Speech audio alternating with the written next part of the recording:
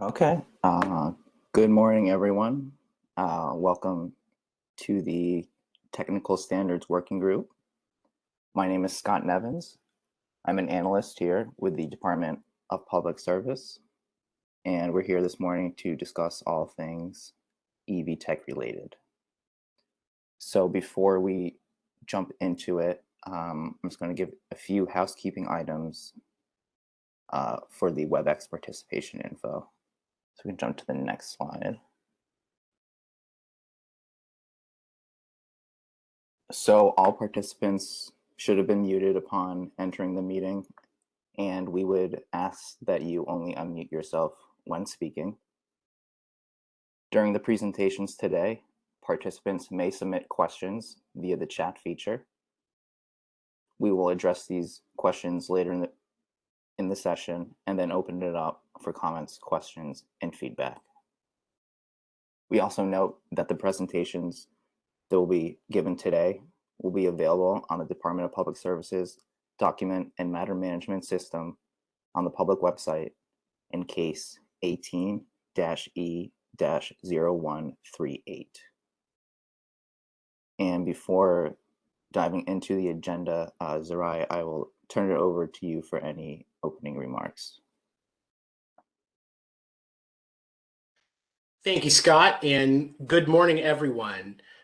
This is Zerai Hagos. I'm the Deputy Director of the Office of Markets and Innovation at the Department of Public Service, and I'd like to extend a warm welcome to all of you who have joined us for this Technical Standards Working Group meeting in the proceeding on the motion of the Commission regarding electric vehicle supply equipment and infrastructure.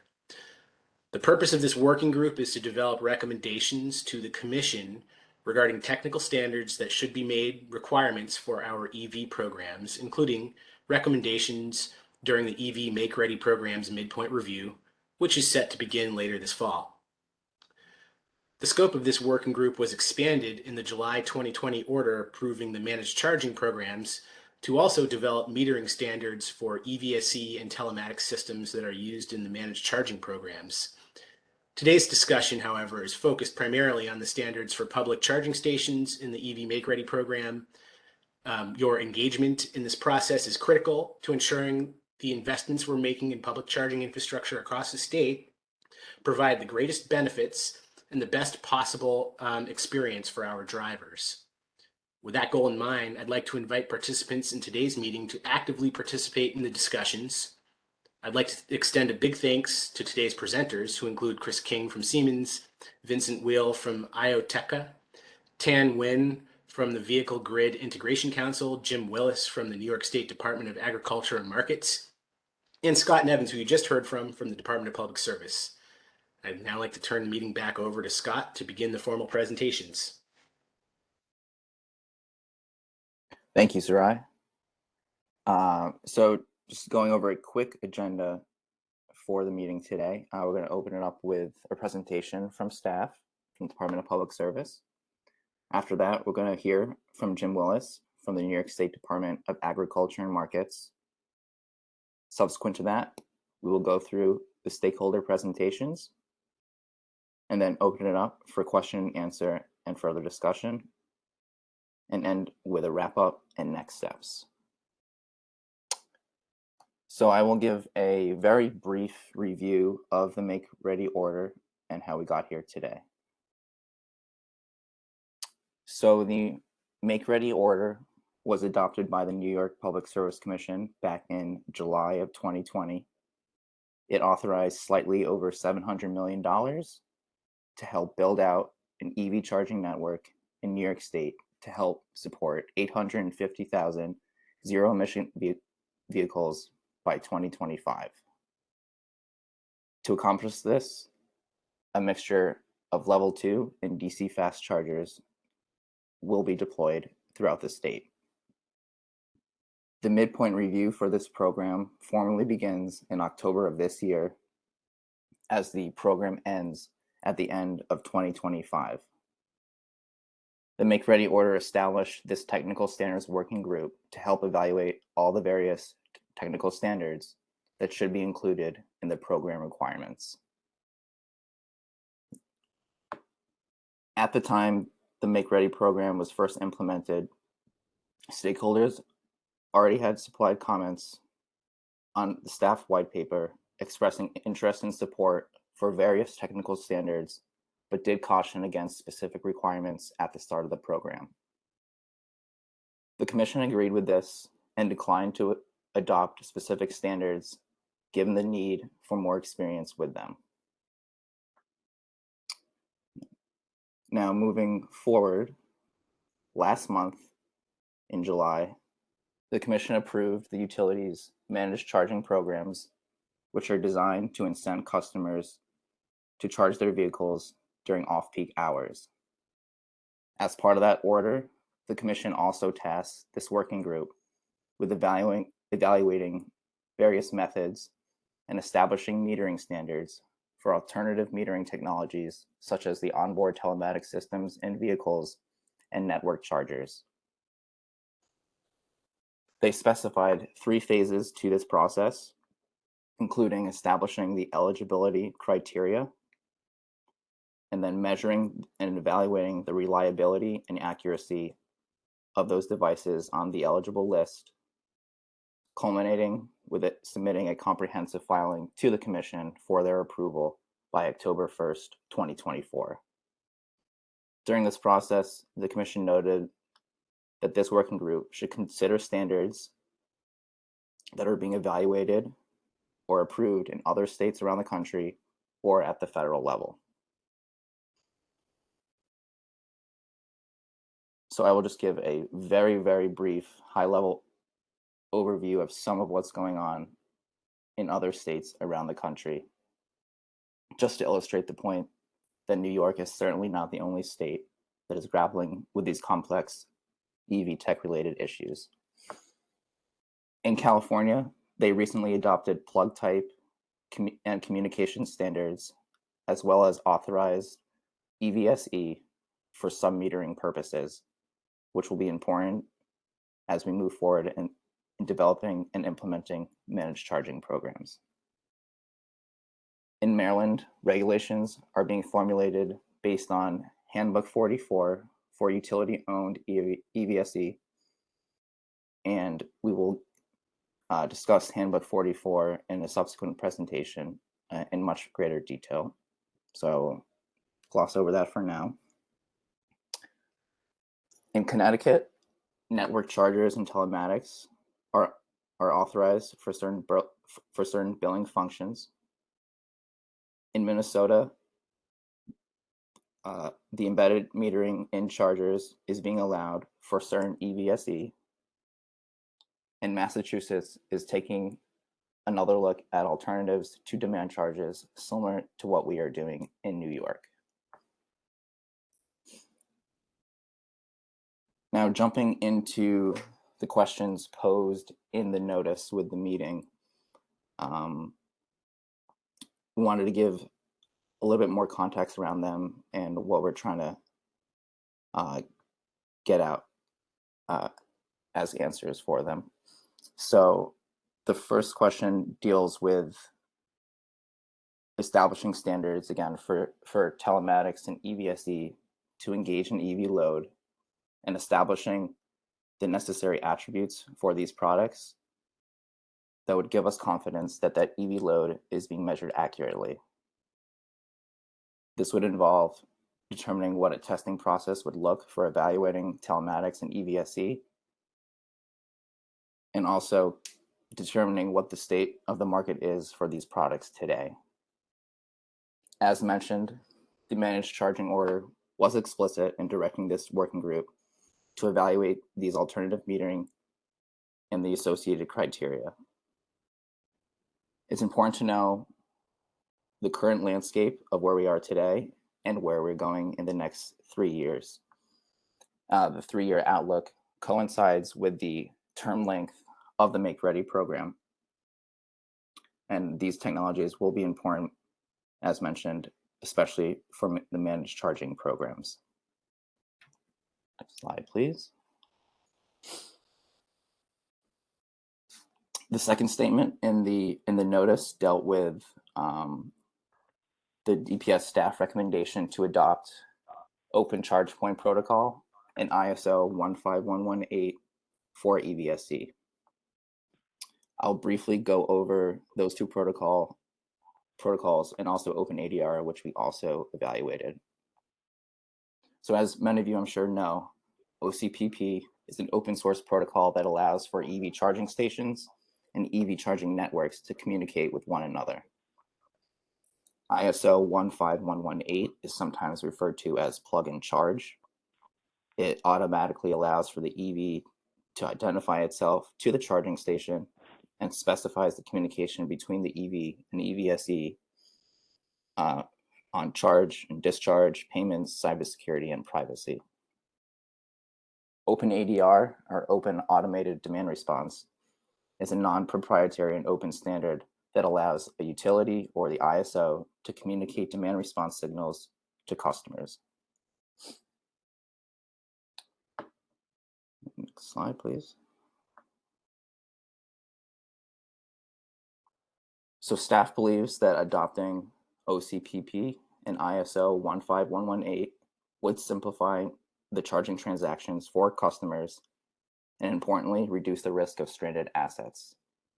This recommendation is consistent with the Federal Highway Administration's Notice of Proposed Rulemaking on the NEVI formula funds, which I will get to next slide. These two standards were considered in the make-ready order, but as discussed, were not adopted at that time due to the need for more experience. But since the adoption of the make-ready order, both OCPP and ISO 15118 have become ubiquitous in the industry. As mentioned, OpenADR was also evaluated, but is not recommended for adoption, as demand response and other vehicle-to-grid applications do not fit in well with the public charging use case, although it may be more appropriate in other arenas. The third question posed dealt with the Federal Highway NOPR and questioned whether the PSC should adopt the various standards, including communication, plug type, and reporting requirements that were discussed in that NOPR. Some of the proposals put forth in that NOPR include adopting CCS plug types for DCFC fast chargers and the J1772 plug for L2 chargers. They also recommend adopting OCPP and ISO 15118 and propose quarterly reporting requirements on station uptime and total electricity costs, including demand charges, taxes, and any other fees. They do also require the acceptance of all major credit and debit cards. We do believe that consistency between the state and federal requirements would facilitate positive customer charging experiences and help efficiently build out the statewide charging network.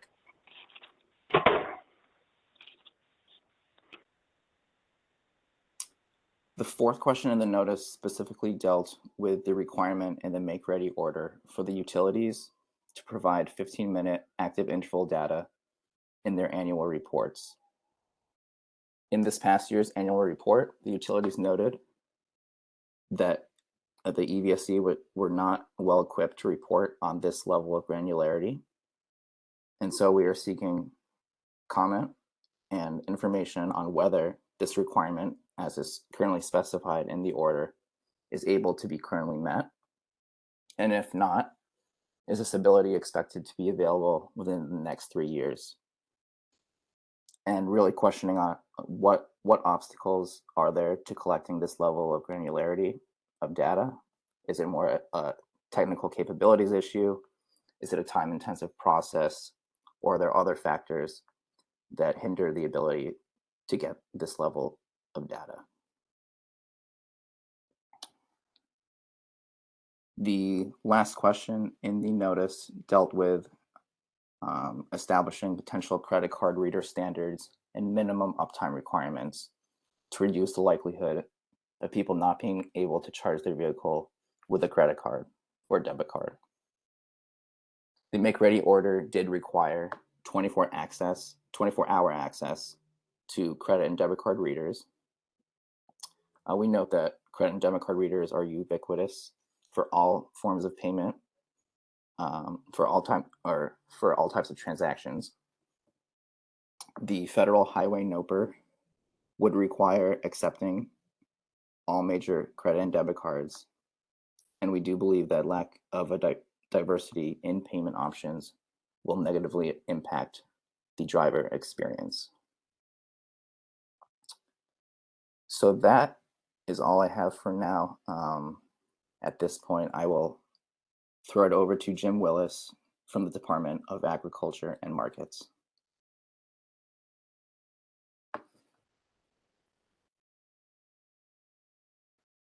Jim, whenever you're ready. Thank you, Chris. Or Scott, I'm sorry. Oh, my apologies. Yeah, great to be here. Welcome all. Yes, we have my PowerPoint up. I am with Department of Agriculture and Markets in the Weights and Measures Division, and we consider this outreach to be very important as far as some of the changes that are coming in this, ever evolving industry and how things are moving at lightning speed. So we'll jump right in. Next slide, please. In regards to the standards that we look to uphold for the charging systems, there are specifications and tolerances for EVSEs that are published in the National Institute of Standards and Technology, or NIST, their Handbook 44, which is adopted by our department. And in that standard, Handbook 44 is our Bible that would give us all the requirements that we would look for to have a device, which would be, either a scale or a gas pump or a gas meter or the electric vehicle charging system. And the department participates in the national work group further developing these specifications and tolerances in this handbook. So next slide, please. In Handbook 44, the section 3.4 is the electric vehicle fueling systems. And currently, this is a non-enforceable section, and it's been in the handbook since 2016 as it is a tentative code. There's many unknowns as this was put into the handbook, tolerances, what's appropriate when we test, and the current infrastructure and equipment out there to test. The test equipment is I don't want to say rare, but there's very few out there. And we currently have test equipment that we're using, and the DC, or I believe level 2 charging systems are really just coming to the ability to be able to test those are just coming to us. And again, the infrastructure and the equipment that's out there, the capabilities of what they can do, the marking requirements that are on there, and the money, responsible parties, things have changed in the landscape of electric vehicle chargings, from many free ones, charging systems, to now obviously pay per use per kilowatt hour. Next slide, please. So as I said previously, currently this is a non-enforceable item in our handbook. And in our most recent meeting, the National Conference on Weights and Measures, which is develops with NIST and our national partners across the country, any changes to the handbook, there was an emergency item brought forth in the guise of safety, and in order to remove the tentative code status of this.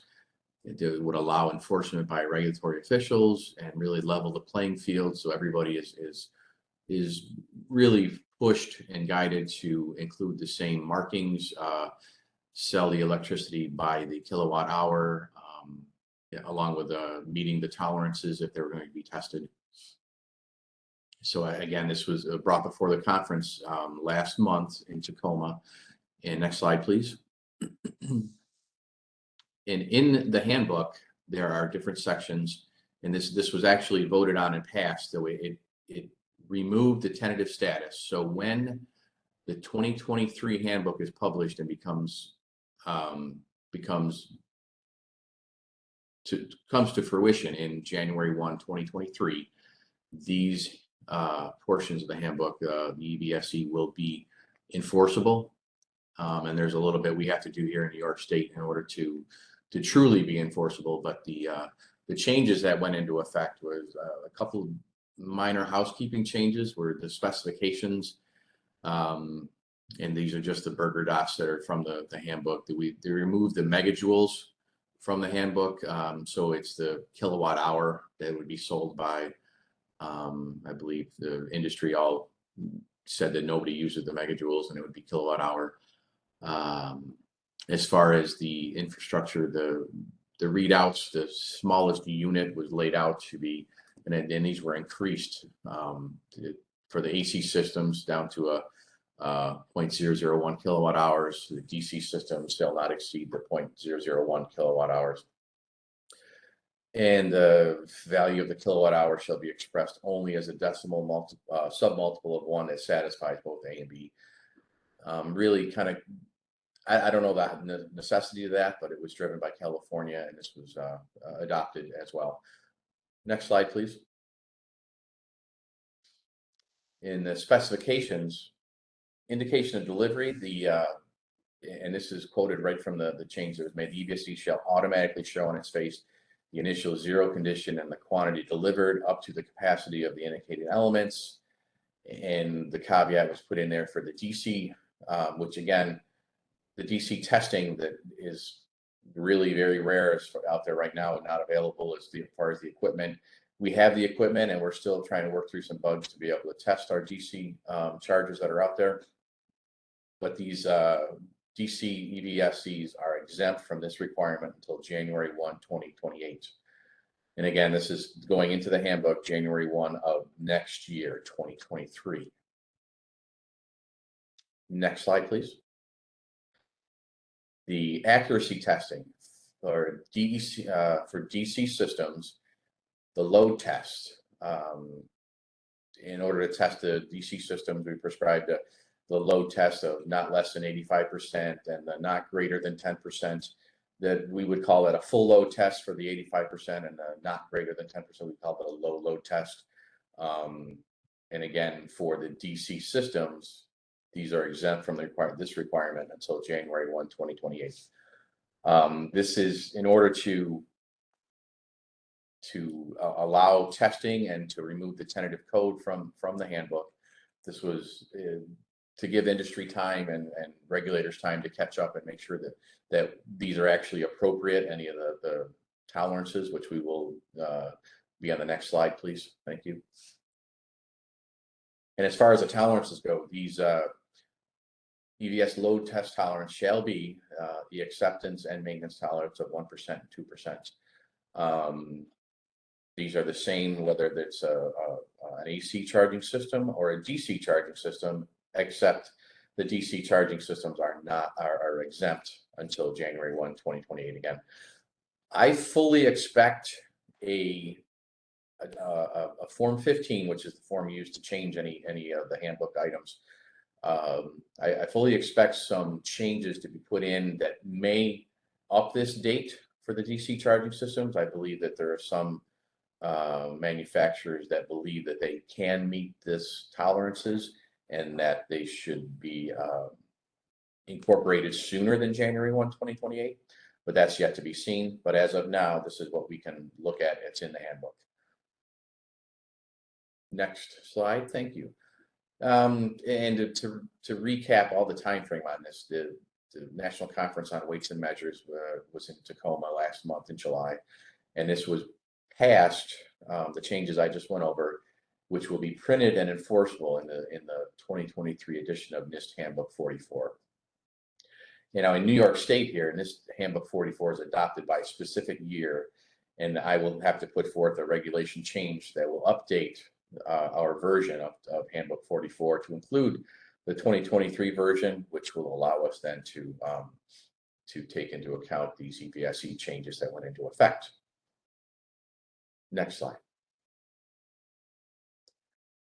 Where are we with all this? So as these are changing and going into the handbook from a regulator's standpoint, we're still catching up with the industry. That the horse left the gate a long time ago with this, and especially with all the infrastructure money that went into the systems. We're trying to play catch up. My department, we will continue to test and collect data as the ability allows, AC and the DC. We also test on random and complaint-driven testing. We have one test unit, limited equipment, and limited folks that do the testing for us.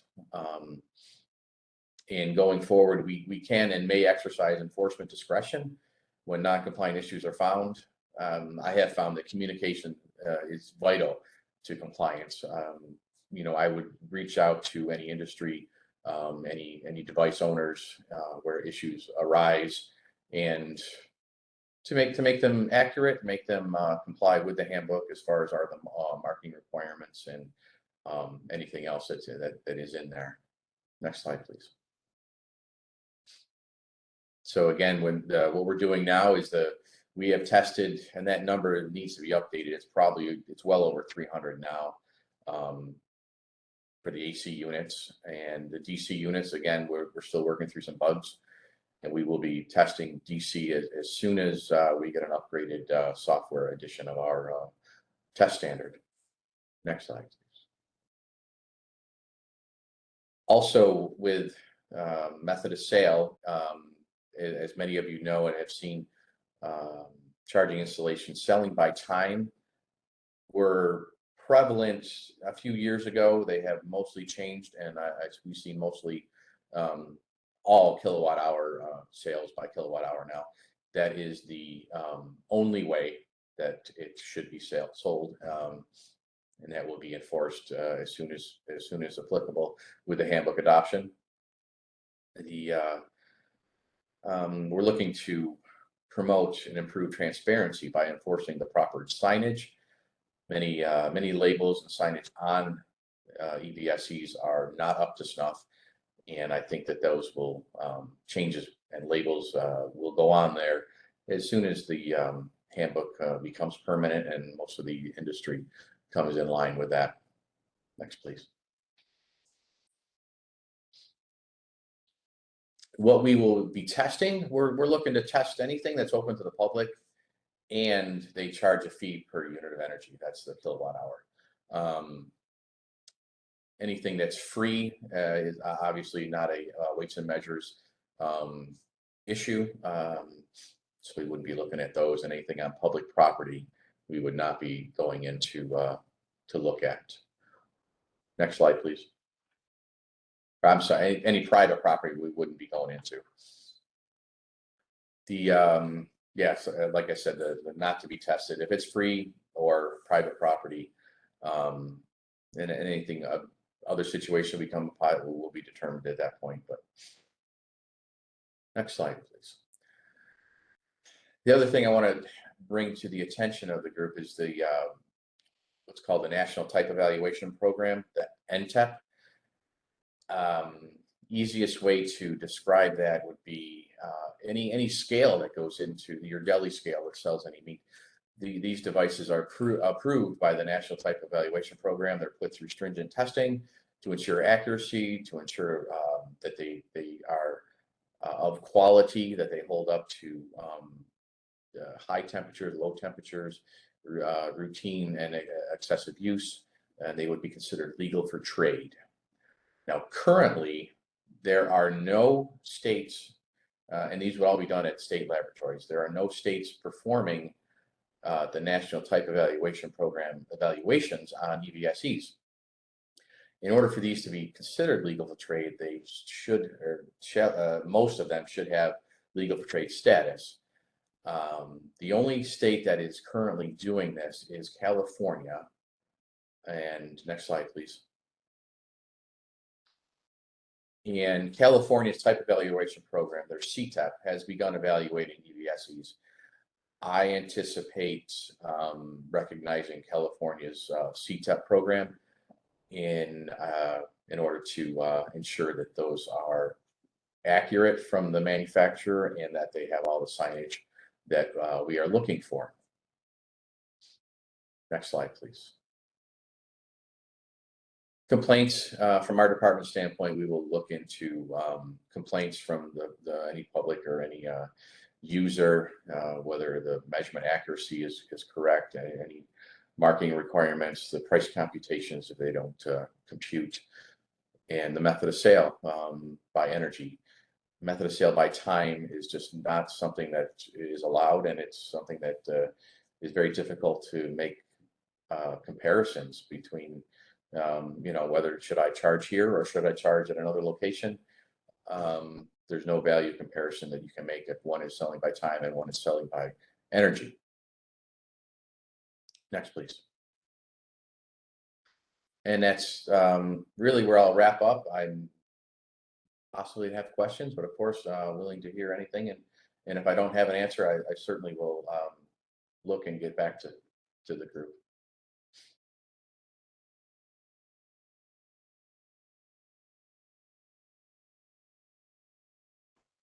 Thanks very much, Jim. So moving right along, we're going to get to our stakeholder presentations. And I did want to know we do have a fourth presenter, Dan Bowerson from the Alliance for Automotive Innovation, who was not mentioned in the beginning, but he will be presenting today as well. First up, we have Chris King from Siemens.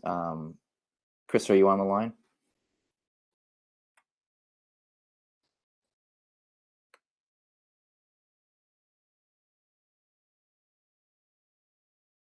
Yeah, I'm on the line. Great. Whenever you're ready. Okay, thanks for having me, and thanks for doing this workshop. So my name is Chris King, and I'm in charge of strategic partnerships and strategic initiatives within the Siemens e-mobility business. A couple things about Siemens. One is we've got a 2030 net zero carbon commitment, and actually are 50% of the way there in achieving that.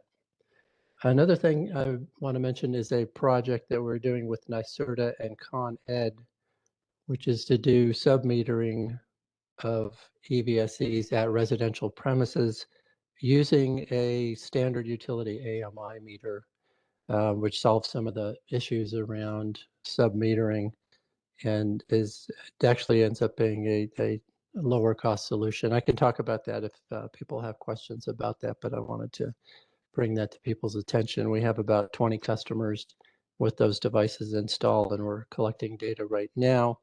We're putting a report together that should be available this fall. So when we look at AV charging infrastructure, the biggest challenge is, can you go back? Our cost reliability and consumer experience, with range anxiety being the largest.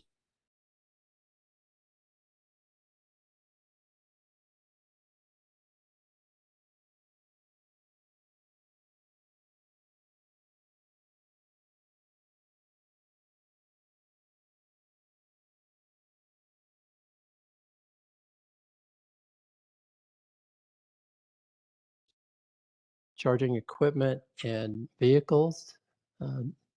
Next slide, please. And our solutions range across hardware, software, and services. We have mentioned we're adding factory capability in the US to build 1 million chargers by 2025 in the US, and we're on track to do that. So next slide. So why interoperability? Well, first, real interoperability cuts costs by increasing the number of competitors in the market and the offerings in the market. The second thing is reducing the risk of stranded assets, because if an operator wants to pull out for some reason, then a new operator can take over those assets. And this is a real issue. I mean, we saw this happen in Australia where an operator pulled out and hundreds of chargers were stranded, public chargers. And then finally, with interoperability, customers aren't stuck with a single supplier. Interoperability protects their choice, and they can continue to select their favorite hardware and software from the same or from different vendors and change those selections over time. Next slide. NIST put out an excellent report on interoperability. And they talk about 3 levels here. The top one being plug and play. Any vehicle can operate with any charger can operate with any backend cloud software. And that's where we ideally need to get to as an industry. In the middle, you have an emerging standard, and that's where we would call OCPP and 15.11.8. They're well defined and widely adopted, but there's still hiccups in the adoption. So the technologies on both sides of the interface need to be tweaked a little bit in order to get those devices to speak to each other effectively. And then finally, there's the point-to-point integration, which is not interoperability. It's really where you're developing a specific integration interface for 2 technologies that each have their own proprietary protocol. This is very expensive, costing billions of dollars a year in the industry. Next slide. So as we all know, EV penetration is accelerating rapidly. You can see the projections from Bloomberg New Energy Finance going as high as 60% in 2040. And this is market share. So this is the total vehicles on the road. On the right, you see a chart by DOE looking at the requirement to upgrade the grid or have new technology to support those electric vehicles. And up to about 50%, it's all pretty much green. You don't need to do a whole lot. You do need to, be careful and do managed charging. But then as you get over toward the right, you have an increasing need for these technologies. And if you look at timing, BNEF's timing is that this could occur as 50% point as soon as 12 years from now. So there's an urgent need to look at effectively integrating the vehicles into the grid. Next slide. Now, doing that is a big challenge. There's a lot that needs to be done. There's both business processes that need to be worked out, as well as multiple technologies that need to work together in making this integration effective and optimizing the use of EVs as distributed energy resources on the grid. And this is all about interoperation. Every one of those systems, wherever there's an interface between them, you need some sort of standard protocol, standard business processes to work together to make those things work effectively. Next slide. So that was the grid side. Why do we need interoperability? How important is it, and where does it come into play? Now I'm going to turn to the consumer experience side. And here we had a recent study that some of you may have seen that showed over a quarter of public chargers failed to work in this survey. Either you couldn't plug in, or the payment wasn't processed, or something else didn't work, but the driver ultimately could not charge. Now, in order for the whole system to work, similar to the past slide, all of these pieces of the system have to work together. The vehicle has to talk to the charger has to talk to the backend has to talk to a payment gateway, and so on. And if you look at the study more closely, the power electronics in the chargers, out of this 27% of non-operable chargers, only about 5% of the 27% was due to the power electronics failing in the charger. So most of the failures, over 80% of the failures, were because one of the other components either wasn't working or because one of these interfaces wasn't working. And what this slide shows is where the different standards come into play that were mentioned earlier.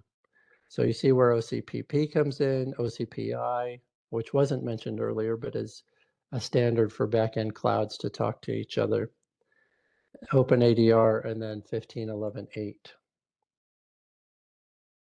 The next slide.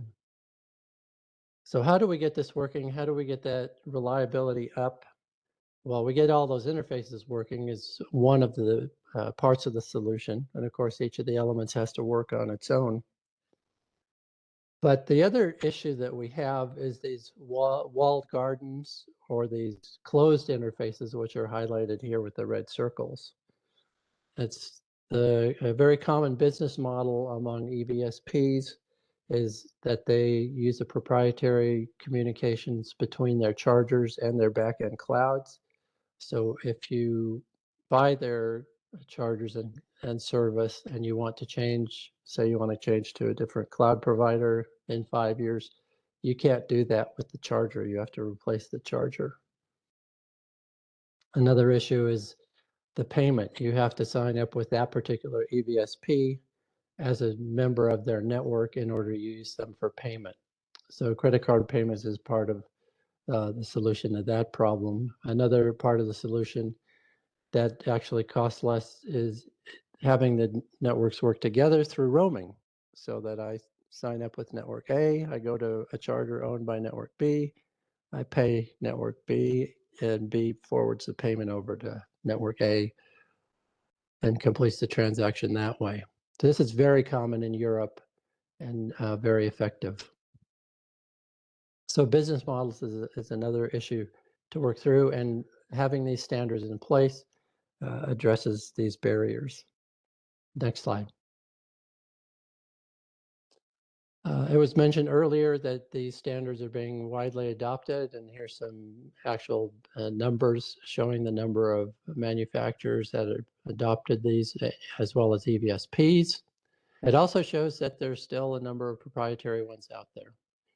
One thing about 15.11.8 that I wanted to highlight is it's a great consumer experience to be able to pull up, plug in your charger, and have the vehicle and the charger talk to each other and work out the transaction without any human intervention.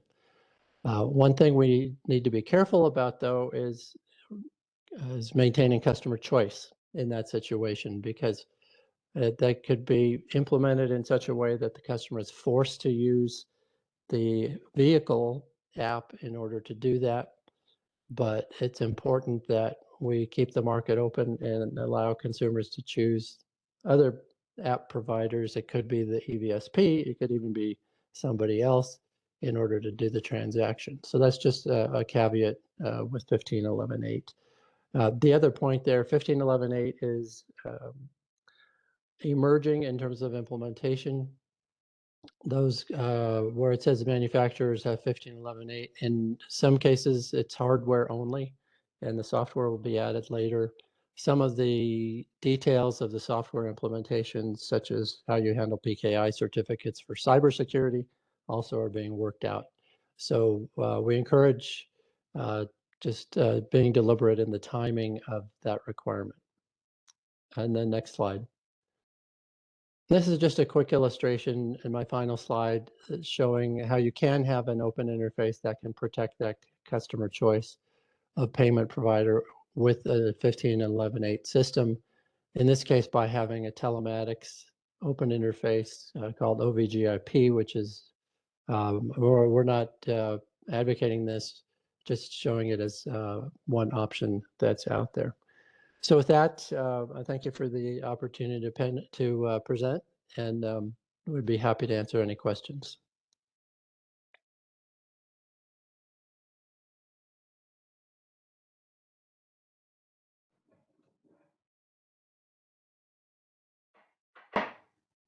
I do see one question. Jamie asks, what study are you referring to, Chris, that showed that a quarter of the public chargers failed to work and needed standards? It was done by UC Berkeley, and I can get you the reference for that. Great, thank you very much. Our next stakeholder presentation will be coming from, I believe, Ton Nguyen from the Vehicle Grid Integration Council. So Tom, whenever you're ready.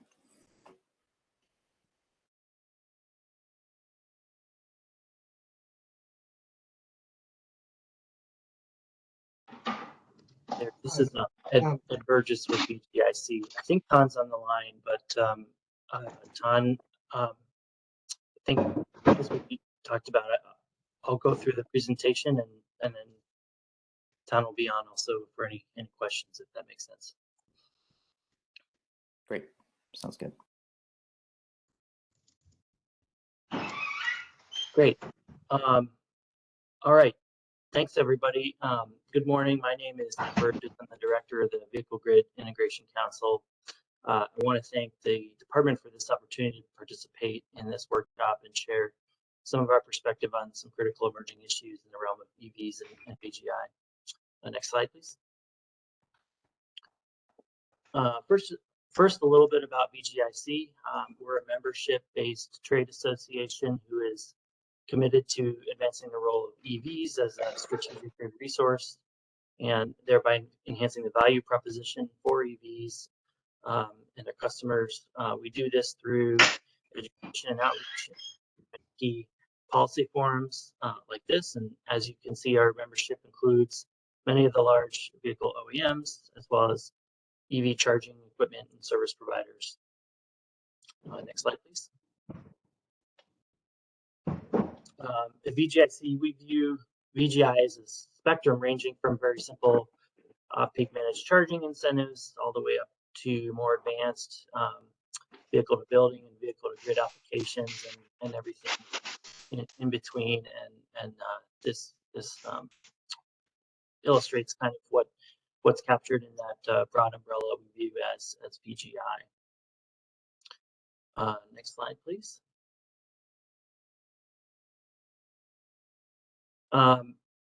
Today, I'm just going to give a brief overview of the current status of how sub-metering and telematics are being used in the context of utility EV programs and practices. And then I want to leave with some of VGIC's recommendations for New York going forward in these areas.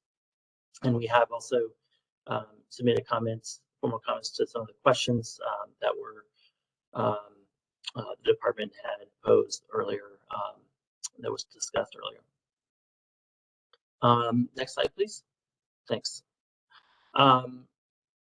So first of all, here's a simple diagram just to kind of illustrate how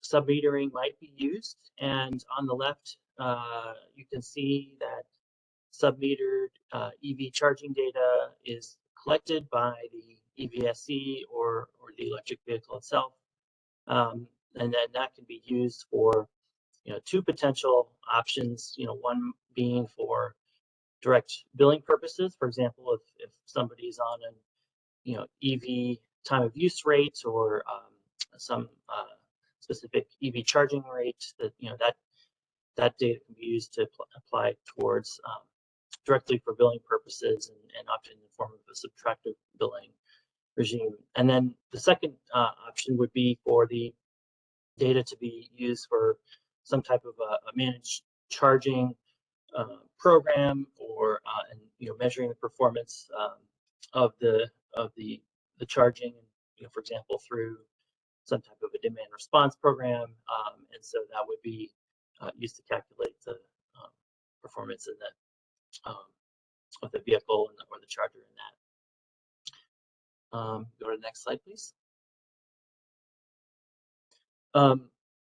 Why is sub-metering important? Well, from BGIC's perspective, we believe this can help unlock some of the key capabilities, that are leveraging the sort of technical capabilities that are embedded in EVSE and EV equipment, and that can benefit EV customers, as I sort of alluded to, allowing participation in EV specific rates without requiring the installation of a new meter or new service drop. And so especially in places where there's either space constraints or other constraints, to be able to do that, that's an important feature. And then it also allows for more easy measurement of performance for managed charging or demand response programs. We can directly detect how the charging performance is working during different times of day.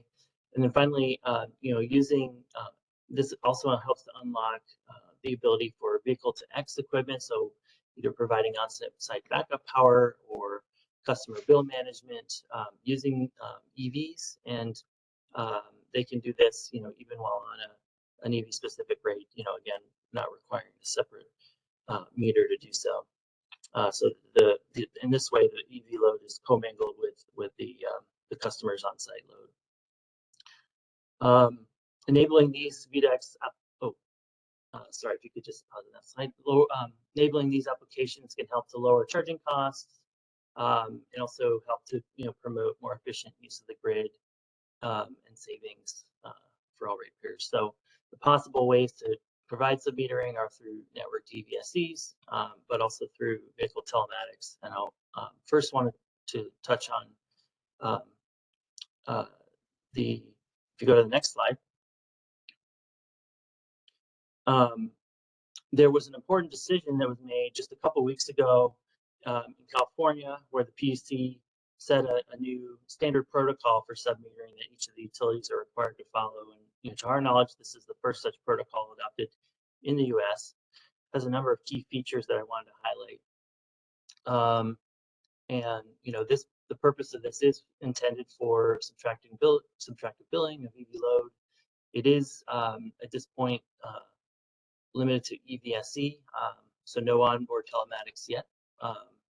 It specifies an accuracy level for 1% in the lab and 2% in the field, tested at an NRTL or comparable facility. The ownership of the submeters in this case is limited to customers and third parties. It specifies connectivity and data retention. And then as far as the timeline goes, the implementation of this will occur over the next couple years, first through a manual billing reconciliation process that will be available very soon, and then over time being incorporated into utility billing systems over the next 2 years. It also sets out a further discussion regarding the use of vehicle telematics as a possible pathway for this. And so over the next year, there will be a stakeholder process to convene folks and develop further protocols for telematics as a form of submetering. So go to the next slide, please.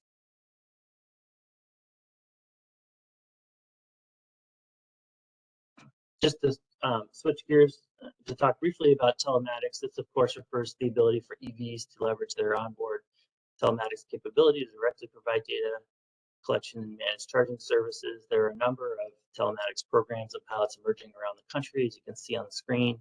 Several of these are leveraging common platforms like OBGIP. Others focus on OEM specific platforms, and there are a number of service providers that work across these. Next slide, please. Telematics can potentially be used as a form of submetering, as I mentioned. However, there's limited public data at this point. As the market continues to evolve in this area, some of the key considerations we think are worth further attention by this and other commissions around the country will be around the accuracy standards, the test and verification process, and also geotagging or geofencing, and how the providers can determine whether customers charging at home base or elsewhere, and make sure that the billings applied accordingly. So go to the next slide, please. So I just wanted to conclude with a few recommendations and conclusions here. First of all, is that from VGIC's perspective, we think that utilities should be required to offer some form of a submetering protocol that customers can choose, but that the submetering and associated standards should not necessarily be mandated for all EV customers or EV installations, and that can be an option available to be selected if there's appropriate use case for it.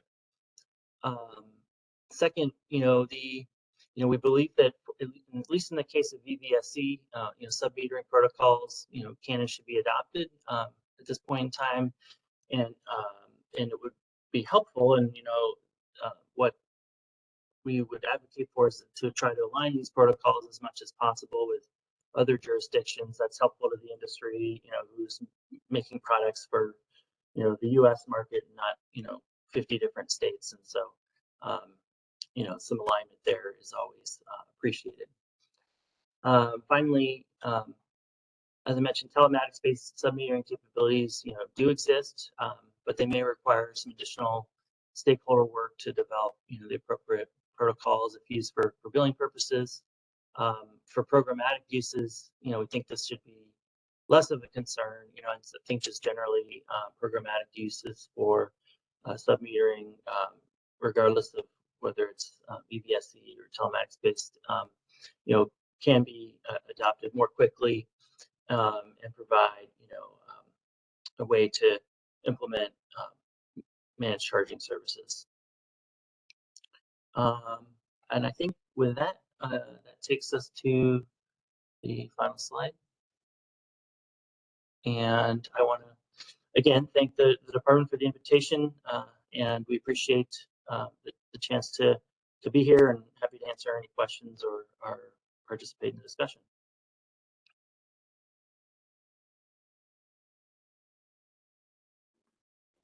Thank you very much, Ed. That's a lot of good information. Up third, we have Vincent Whale from IoTeca. Vincent, if you want to unmute yourself. Indeed. Can you hear me? Yes, I can. All right. Thank you. Thank you, Scott. Thank you for having me today, and good morning, everyone. So my name is Vincent Well. I am SVP of Growth at IoTeca. I manage business development in North America. And my presentation will come out strongly in favor of adopting ISO 15118 and OCPP as communication protocols. Can we move to the next slide? So just a few words about IoTeca. We're a technology provider. We are headquartered in New Jersey, and we provide an end-to-end platform that enables a smart charging infrastructure going from the vehicle all the way to the cloud. And I think our strength as a company is on power line communication, which is a method used by ISO 15118 to exchange data and information between cars and chargers. Next slide. So as a company, we strongly believe that the EV charging infrastructure, actually regardless of whether it's a public, private, commercial, residential, should be connected, intelligent, and interoperable. I believe the topic today about sub-metering explains why it should be connected. Without connectivity, there is no data. There's no ability to manage the charger or to perform value-added services, and you run the risk of stranded assets. Without intelligence, there's no ability to adapt the way the charging infrastructure behaves and deliver services to the driver or to the grid when it comes to operating and managing renewable energy or operating in conjunction with the power grid and providing grid services. And I think Chris, in his presentation earlier, did a great job at explaining why interoperability is key. So as a company, we build platforms, products that satisfy these requirements, and we push strongly for the charging infrastructure around the globe to actually address all three topics. Next slide. So just a quick illustration.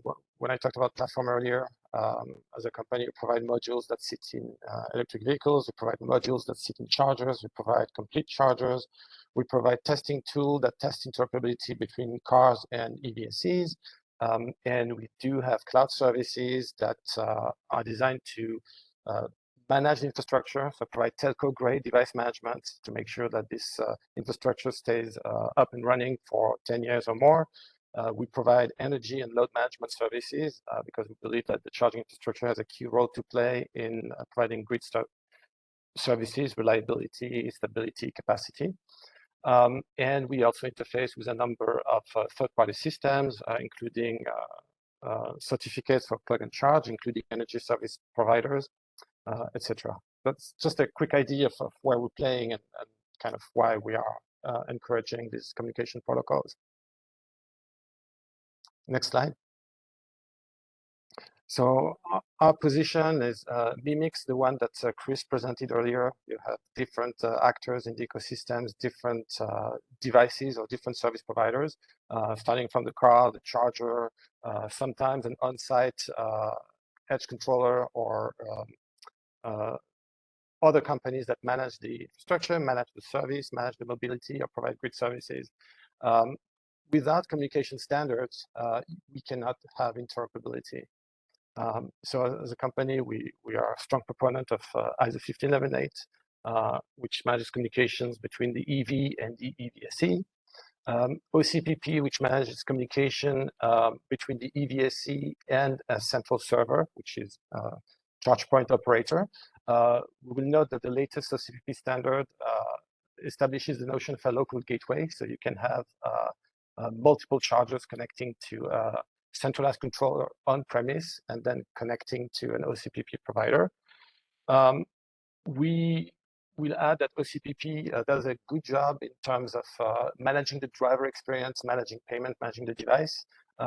It can be complemented, and that's what we do with other protocols for additional device management or for additional services when it comes to integration of EVs with the rest of the local infrastructure, energy infrastructure. I put a comment in the chat about the California submitting decision.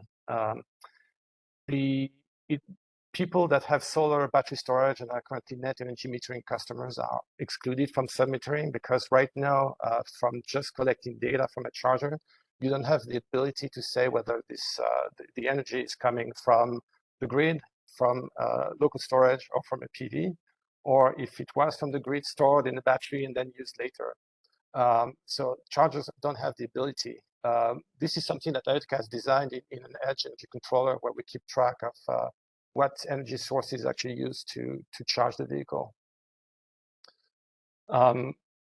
So that's, I will add, I didn't put OpenADR here, but obviously ISO 15118 and OCP cover part of the ecosystem. There are a lot of potential customer subscribers to this ecosystem. Could be utilities, it could be energy service providers, could be mobility providers, and there's a number of APIs or protocols. Again, as a company, we work with multiple actors, so we don't have a recommendation, whether it's OpenADR, whether it's cloud-to-cloud APIs, but that is also something that needs to be addressed when you're considering an end-to-end use case. Next slide. So this next slide is, we're hardly alone in recommending adoption of 15118 and OCPP. I will start with my last bullet point. IoTech is part of an organization called Charin, which has about 250 members and growing very rapidly. This organization is behind the combined charging system connector standard and advocates 15118 around the globe. And it recently launched a North American chapter which focuses on the North American market. And this is also growing very rapidly, indicating the amount of companies, whether they're EV automakers, EV manufacturers, EVSE manufacturers, or operators that are supporting this standard. And then we talked a lot about the California submetering decision adopting ISO 15118 and OCPP. I will add that right now, this is also the recommendation in the technical requirements for the Navy program. And I will also point to an earlier decision, or it was a resolution from the CPUC in California, which asked the SoCal Edison, but essentially all 3 IUs in California to use OCPP and have ISO 15118 ready hardware in any of their make-ready programs. So, and yeah, as an IoTech, I know Chris mentioned earlier that we have to look at readiness. We are one of the companies that today has, and we have approved products on, for example, on the IU list in California that support 15118, that implement 15118, and of course that support OCPP 1.6. We also have other products that do bi-directional implementation using ISO 15118. So this is just to state that the technology is there. There are solutions on the market, so it's not something that's just theoretical or to come. I think that was my last slide. Happy to get any questions. Again, in summary, we recommend adoption of 15.11.8 and OCPP, and these are implementations that are working today in the field.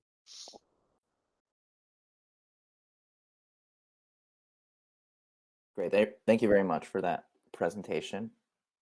Our last but not least stakeholder presentation is going to be by Dan Bowerson, who is with the Alliance for Automotive Innovation. And we'll just pull up your slide deck and you should be good to go. Great, thanks, Scott. And just a quick sound check. Can you hear me okay? Yep, sound great. Perfect, thank you. And thanks a lot for allowing me to participate today. And really appreciate the opportunity to kind of, for many of you, potentially introduce you to the Association of the Alliance for Automotive Innovation. So as Scott mentioned, my name is Dan Bowerson. I'm Senior Director of Energy and Environment Policy for the association, focused on battery life cycle issues along with EV charging infrastructure, which brings me here today. So Scott, if you don't mind going to the next slide, or I guess Lindsay, sorry. So just as I mentioned, to introduce you to the organization, so kind of who we are. As you can see here, we represent manufacturers producing over 98% of the light-duty vehicles sold in the U.S. We also have suppliers and automotive technology companies as our membership. So think about some of the automated vehicles or AV startups. They're also members of ours as well. We're really engaged in legislative and regulatory matters throughout the country, in all of the states and Washington, D.C. as well. And really my role, as I mentioned, is on electrification policies and infrastructure. And we've really become, become more engaged in the Public Utility Commission proceedings and working with the utilities, commissions, EV charging companies to ensure that our customers have access to reliable, accessible, and equitable EV charging. And I think, Scott, it was encouraging to hear, I think I've heard several times today of, the focus on the customer and the customer charging experience. And that's really what we're after here. So maybe before we get into it, just a kind of level set of where we are as an industry on the light duty vehicle side. This really is the most transformative period that we've ever gone through as we were transitioning away from liquid fuel vehicles to a highly electrified fleet. And just to give a few numbers, the industry over the next decade, or by the end of the decade, will invest over $515 billion globally in electric vehicles. Additionally, in the US, we're going to see models, we're around 70 models available today. We're going to see that jump to over 130 in just the next 3 model years. And this transition is more than just the auto industry, as you've seen, and as we've talked about today. It's going to take an engagement from multiple sectors, which includes obviously the utilities, the regulatory commissions, charging companies, and we really look forward to working with the department and this technical standard working group going forward. So I'm going to be very brief today. I'm going to kind of share some of our principles and a little intro into kind of some of the telematics, but I think Ed did a very good job of highlighting a lot of the pilot experiences, and with our members that you see here, we want to be engaged in this process and be a real resource and asset for you. So with that, if you don't mind going to the next slide. And since it's going to be brief, you can pass by this as well. So just kind of give our guiding principles for EV charging infrastructure, and we can really boil it down to 6 overarching points. And it's really encouraging the department's actions touch on almost every one of these. And really, again, these are all focused on providing our customers with the most positive charging experience possible. So when we talk about no compromise mobility, customers need to have access to reliable charging. And additionally, as I'll discuss in an upcoming slide, California is going to require charging cables in every EV sold in the state after 2026 to have a charging cable available with the vehicle. So in other words, EV drivers will really be bringing their own chargers. When we talk public-private partnerships for accelerated infrastructure deployment, this is really government works with collaboration with industry to establish workable standards, again, like we're talking today, that serve our customers' needs. Utility rates and programs for EV charging. This is really to expand the pool of customers that will have access to EV-specific rates and managed charging programs. We talk about timely and cost-effective grid upgrades. This is looking at how can we increase the participation in VGI or vehicle grid integration programs that can help reduce the needs for these grid upgrades, or can help maybe reduce the burden there. And then ensuring all utility customers benefit from EV transportation, make the participation in these VGI programs affordable to more drivers. And then lastly, the building codes, we see this as very important and something that we're starting to spend more attention on. Make sure that they can incorporate EV chargers in new construction, whether that be level 2 charger ready or accessible, or having those chargers available. Most of the charging is done at home, but for customers or future customers that don't have access to an attached garage with a charging cable, this is going to be incredibly important that we're looking at this at time of new construction. Next slide, please. So just a couple bullet points, and again, I think Ed did a good job of kind of hitting on this, but most EVs today available today are equipped with telematic systems that include sensors, microprocessors, communication capabilities. Many of them have GPS capability and battery management system and OBD that yield additional data that can be beneficial and help support sub-metering and use of telematics in this area. We're also seeing more sophisticated and widely available telematics, as I mentioned, in light-duty vehicles. And then the last point here, I kind of highlighted this or alluded to it, that the Air Resources Board next week is going to be voting on their Advanced Clean Car 2 regulations, which will put regulations in place. And the main headline that's coming out of there is 100% EV sales by 2035. But there is a lot of other regulations that will be adopted with the passing of ACC 2. One of them is that every vehicle will come with a charging cable or a convenience cord. So that's going to essentially, like I said, bring your own charging cable will be equipped in a requirement in every vehicle sold in California and other states that adopt their regulations starting in 2026. It also has a requirement that there's going to be data standardization that's accurately going to meter the energy provided to the vehicle battery. It's also going to measure it coming out of the battery, but for this discussion, measure the energy that's going into the battery. So there's regulations that are coming. I believe, I would expect that New York will also adopt that. So there's going to be the same requirements that we're seeing in California, likely coming into New York as well. So, and again, the last point here, and I mentioned it at the beginning, but we're really committed to the utilities, the regulators, and other stakeholders to develop the appropriate standards and certification protocols for mobile sub-metering utilizing telematics data. And then I think just last slide, I think, is my contact information. And maybe I'll just highlight a couple things as well that I heard in previous presentations. I think, Scott, you had indicated that New York was considering harmonizing standardized connectors, such as what NEVI is proposing, or the Notice of Proposed Rulemaking for the federal program. And we would strongly support that as anything that we can do to get to a non-bifurcated ecosystem when we look at EV charging is certainly a positive. And then again, I think one of the questions, and I didn't have a slide on it, but as far as credit card reader standards and minimum uptime requirement, we certainly would support both of those. As again, we're looking at this as how do we make a more positive customer charging experience. So with that, I know the slides will be provided and my contact information is here. If there's any questions that we don't address today or any follow-up, please don't hesitate to reach out. And with that, again, Scott, thank you for allowing me some time to introduce ourselves, and I look forward to working with this group going forward.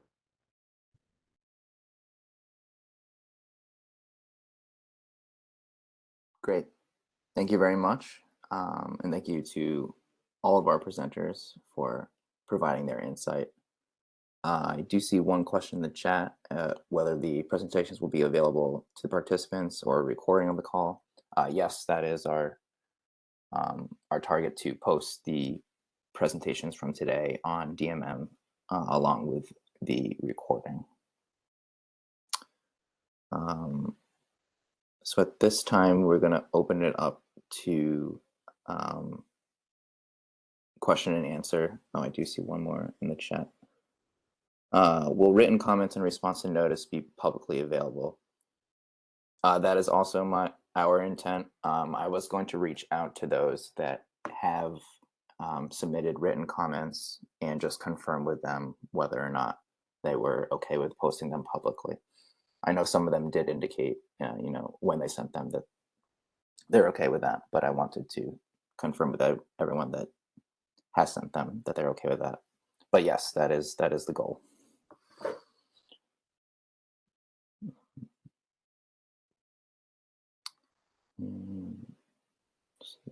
through.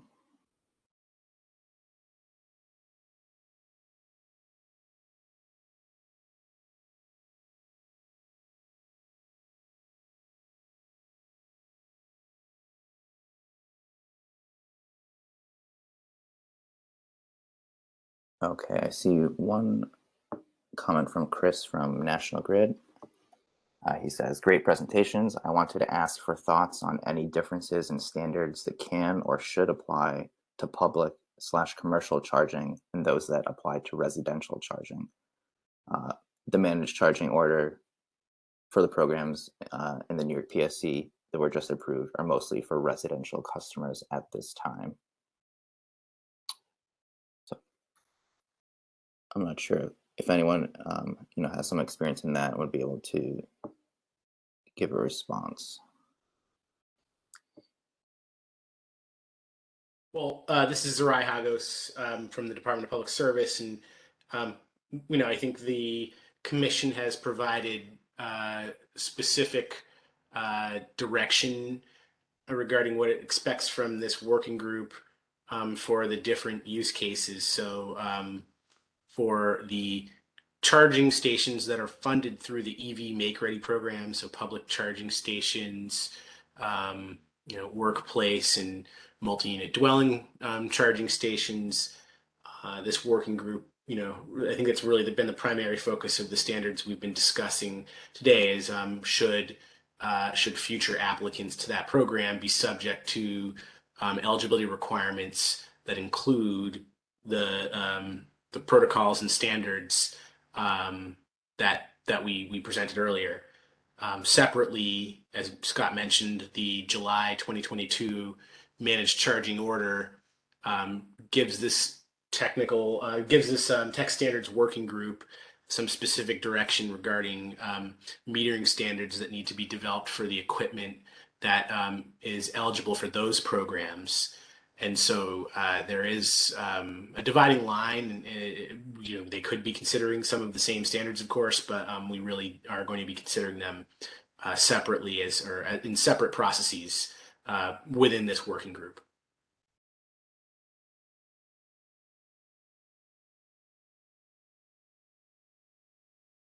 Thanks for that, Zerai. Looking ahead, Adam Bruder asks if someone. This is Vincent. I raised my hand, but I don't know if you see that. No, I didn't. Sorry. I just wanted to add on the California side for some of these requirements, they distinguish between EVSE, publicly accessible, and collecting a fee. Because from a metering perspective, for publicly accessible charger, what you want to measure with accuracy is the amount of energy delivered to the driver and how much he has to pay for that. In a metering use case in a residential space, for example, what you want to measure is the energy delivered to the EVSE, so at the ingress. So there are slight differences here. And in addition, you probably don't need a credit card reader for a residential use case. But the way it's worded in the for example, in the CTEP ruling, I think it's a Senate Bill 454 in California. It was for EVSEs that are publicly accessible and collecting a fee.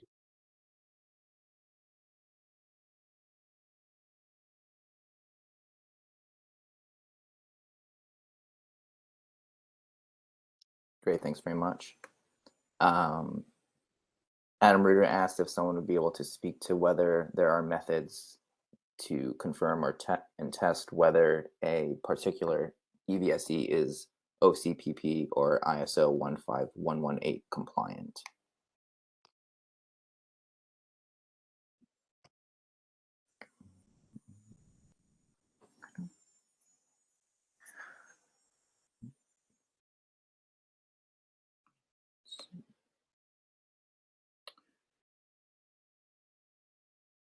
Hi, Scott, this is Jim Willis. From the weights and measures side of things, that is something that would not be looked at from our perspective.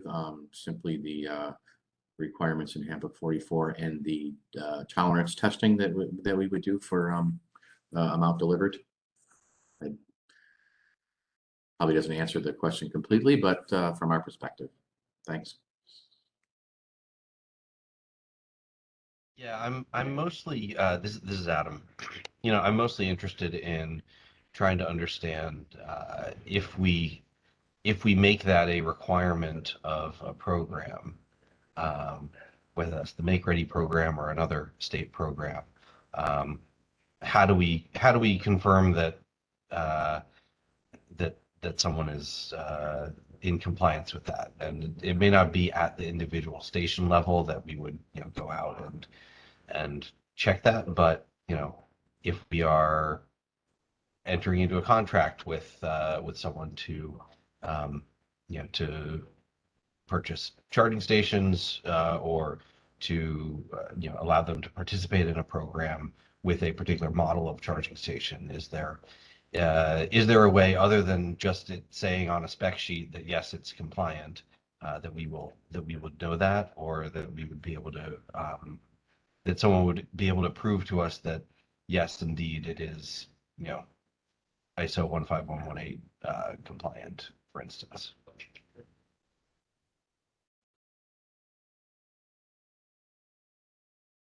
Hey, Adam, this is Annie Gillio from the ad hoc group. I just wanted to throw out a couple of options related to OCPP. The first is the Open Charge Alliance does certify both networks and hardware as OCPP compliant.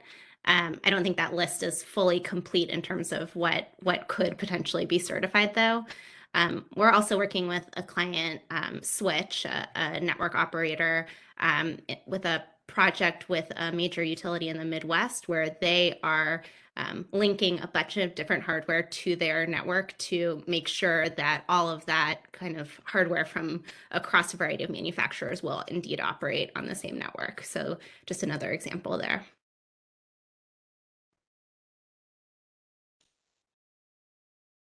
Thanks, Andy.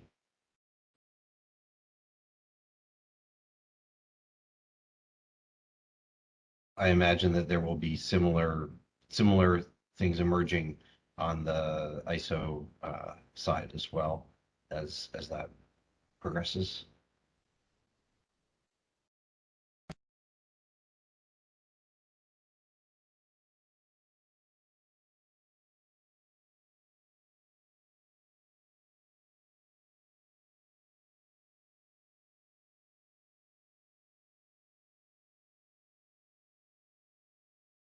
Okay, just looking again at the chat, and thank you for that information.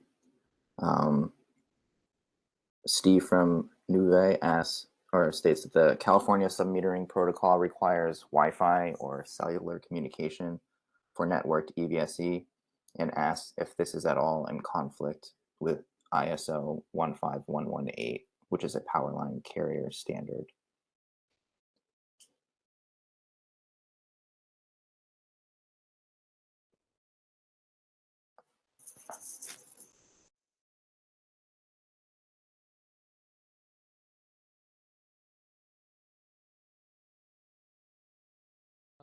This is Vincent.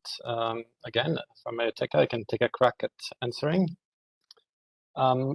So the ISO 15118 power line communication is a link between the vehicle and the charger and establishes communications between the two devices. The submetering protocol aims at collecting meter data from the meter. So there's a meter in the charger, and that typically is information that would be transmitted over the OCPP link. So no conflict.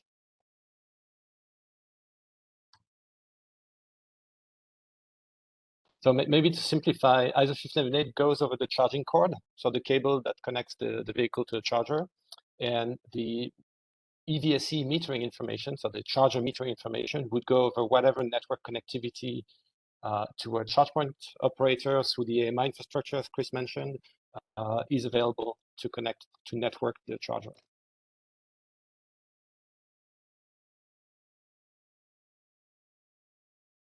I hope that helps. Thanks. Yep. Thanks very much, Vincent. Appreciate that. This question from Greg is to Chris King. He's looking if Chris could elaborate more on the AMI technology in relation to the submetering of EV chargers that was mentioned in his presentation. So Chris, I don't know if you could add any color to that.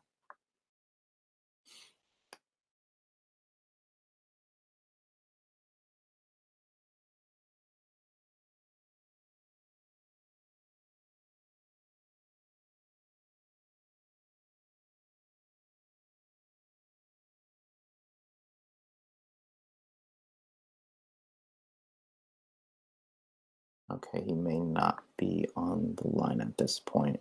But it is a good question. I also am curious about that. Is there anyone from Con Edison on the line that's familiar with that pilot?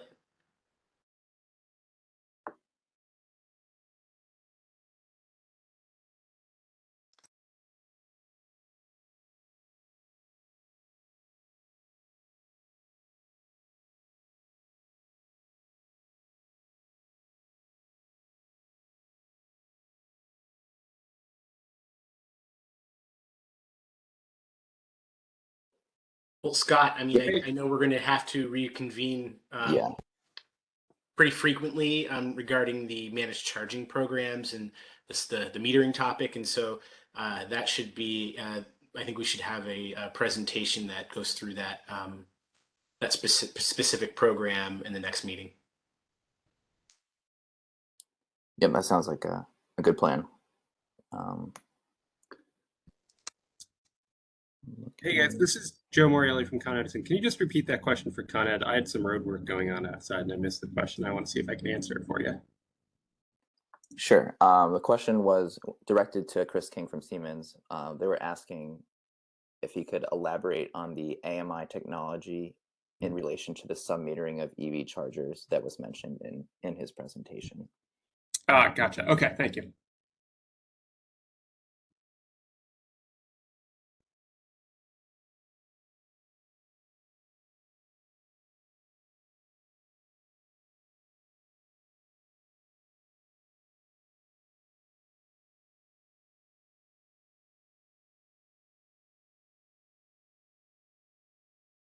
That looks like all the questions in the chat up to this point. I guess I'll throw a question out there. I'm not sure who might be best equipped to answer it, but I'm curious as to what the additional complexities are for using the onboard telematics for some metering versus a network charger, and kind of maybe how those could be worked through, but really looking at the additional complexities associated with that. If anyone has any insight or comment on that.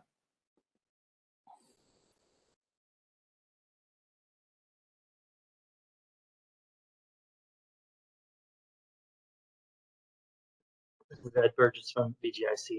I'll just comment that I think, part of the current challenge, I think, on the telematics front is that we have a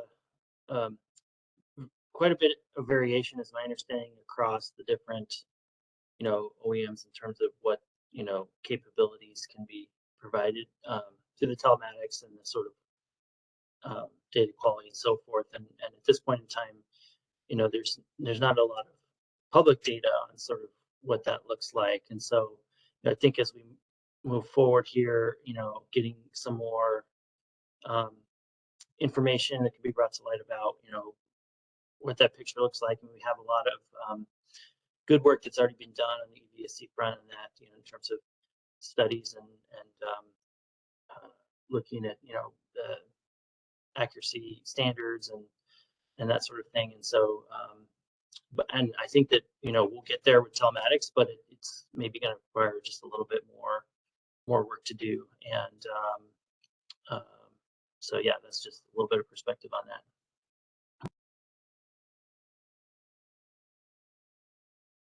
Hi, this is Chris Coy from National Grid. Can you hear me okay? Yes, I can.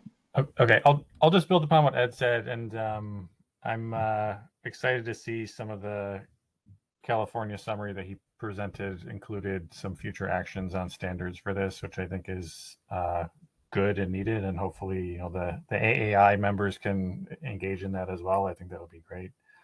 I'll just say from our experience trying to use telematics for managed charging, the primary two issues I would say are just truly confirming the vehicle's location, home and away from home. And it works most of the time very well, but it's not perfect. And I think the more adoption we see, the more we'll run into these use cases of someone has an apartment building with an underground garage and we have trouble getting reliable detection as to where they are as a vehicle, for example. So I think that's one issue that we're aware of. We're trying to investigate as best we can, but we're also somewhat limited that these are some fairly fundamental challenges to overcome around how can you communicate with a vehicle that's in, an underground garage, for example. It might not be perfect. And then the second just experience we've had is the present day capabilities of the OEM telematics system seems to be all over the place. Some of them give you really quality data 365 days a year, and there's no concern. And others seem to be, I don't know, they work on Tuesday, they're not perfect on Wednesday. And it's a little opaque to us exactly what's happening and why. And sometimes it's an older vehicle with an older telematic system, and sometimes it's the newer vehicle and it works better. And so these are systems we're trying to use as best we can to run our programs, but we also want to be totally upfront and transparent that they're not perfect today. And in a lot of cases, it seems like the automakers are completely in the driver's seat for how they operate and what they're building to support. So excited to see that California standard, because I think there's a tremendous amount of potential with this technology. It just needs, I think, a little bit more work to be good from the utility perspective.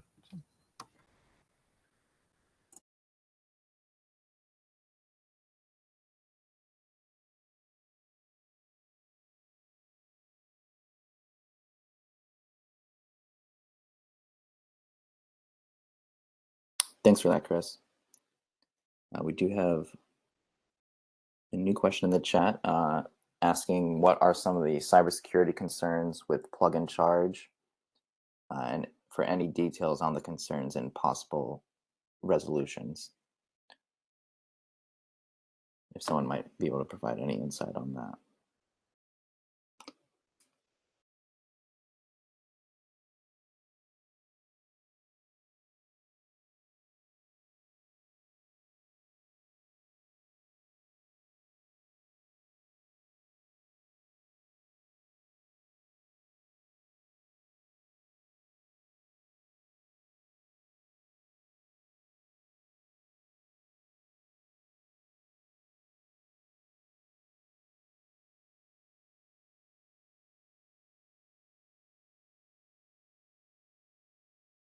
Okay, maybe we won't be able to answer that one today, but it is something certainly to keep note of. Looking again at the chat, it looks like everything in the chat. I guess one other question I had is if anyone could speak to the ability of EVSE to report on a 15-minute basis, and whether or not that's currently available today, and if it is, what are the challenges associated with collecting that data? This goes back to question 4 from the notice, but if anyone that works with EVSEs is able to speak to that at all, I think it would be helpful, certainly on staff side.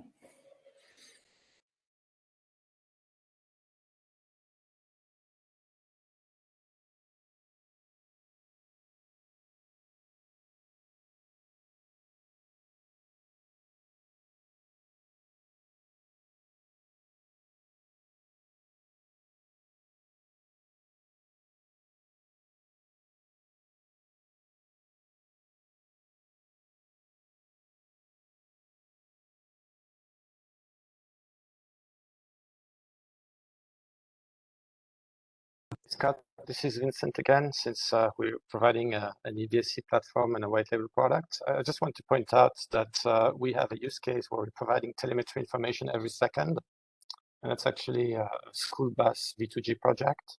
So in my opinion, the issue is not with the EVSE. The issue may lie on the network side, with the difference whether you're using Wi-Fi or cellular connectivity. and the bandwidth, amount of data, and the cost of collecting this data with a charge point operator or whatever platform is collecting the metrology.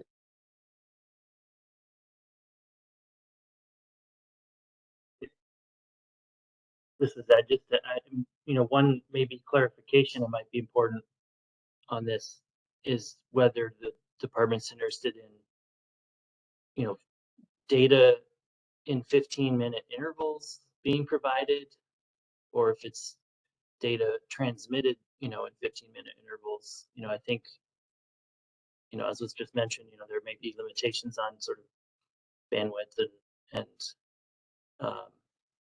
the cost of the data transfer. So, I'm not necessarily an expert on this topic, but I would think it might be possible to collect the data on a more granular level, but not necessarily transmit it, in real time, so to speak, or maybe on a daily or some sort of regular basis.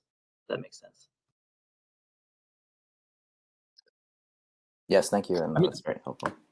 the other element of response I can provide is some of the IOU make-ready programs in California, and in particular, I believe PG&E, the Charge Network Program, used an API between the charge point operators and their backend, through which they would get the 15-minute interval data directly.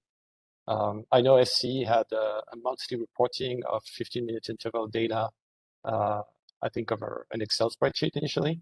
But the problem was not, again, with the EVSE generating this interval data or with collecting the interval data.